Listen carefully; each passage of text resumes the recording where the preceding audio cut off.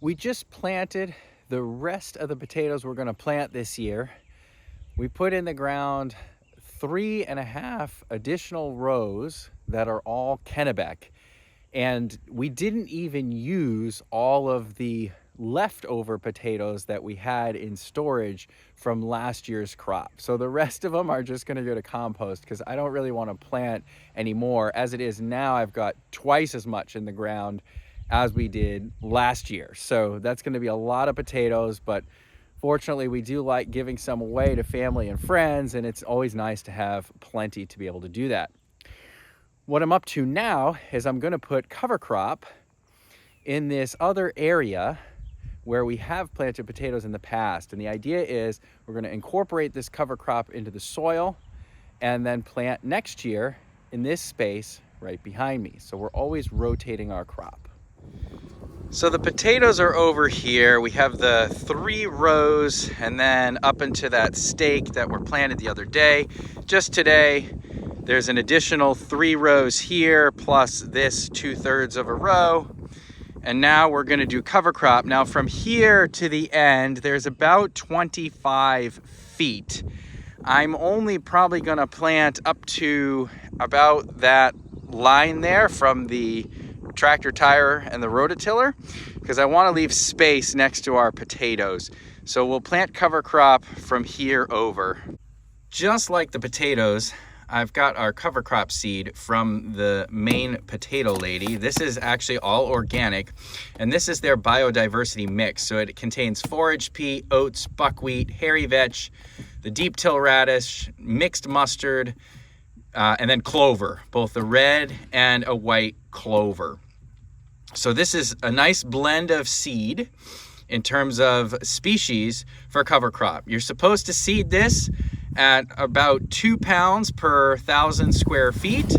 And this is a 5-pound bag. So for the area I have, I'm just gonna go ahead and use the whole bag because this is 100 feet long and at least 20 feet wide that we're gonna be seeding. So here's what the mix of seed looks like. The paper bag here is lined with plastic just to keep everything sealed in. Probably the right tool for spreading this seed would be one of those little hand broadcast spreaders. I don't have one of those. I'm just gonna broadcast it by hand. And then after I spread the seed, I'm just gonna drag an iron rake across the surface to help work the seed into the surface. And that should be sufficient for it to germinate and take off.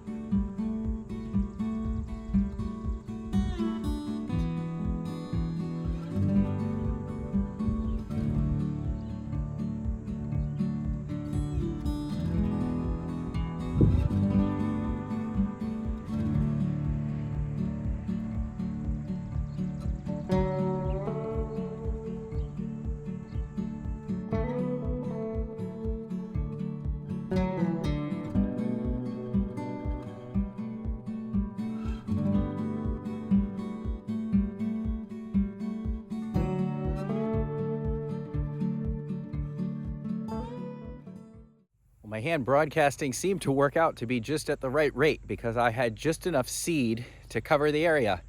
So I'm just gonna rake that in and we'll just let it grow.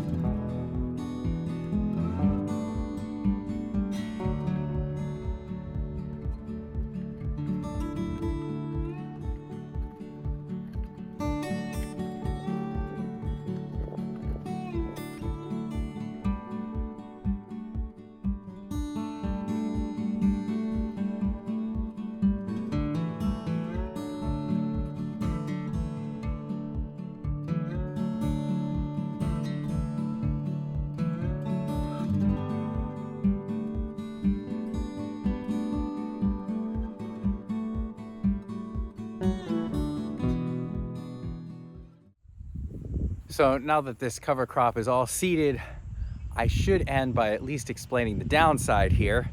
And the downside is this: the deer love everything that is in that, well, at least most of what's in there, but for sure the clover, the buckwheat, the deer love that. So essentially, we're attracting deer to the place where we're growing crop.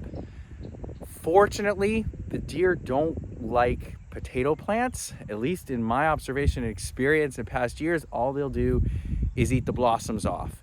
And potatoes don't have to blossom in order to form tubers in the ground. So in terms of a companion for any crop, if you're gonna attract deer, attracting them to potatoes, which they don't otherwise really like, is not such a bad thing. So the whole goal is to build good soil and be able to get good crops year after year.